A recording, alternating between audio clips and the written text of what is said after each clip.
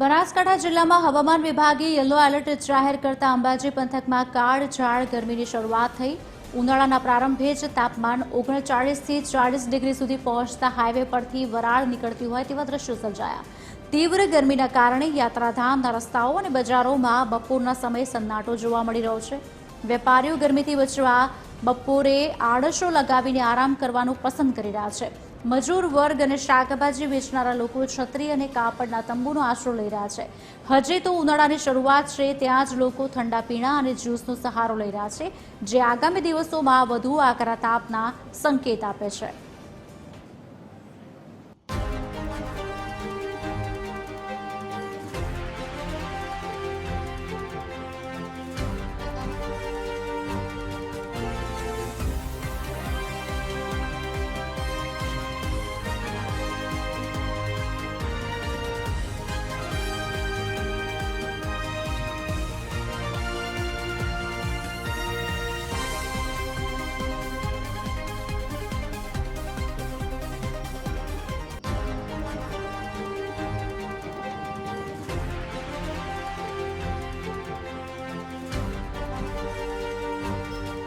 યાત્રાળુ અંબાજી યાત્રાધામમાં અત્યારે યાત્રાળુઓનો ઘસારો પણ બહુ જ ઓછા પ્રમાણમાં જોવા મળી રહ્યો છે।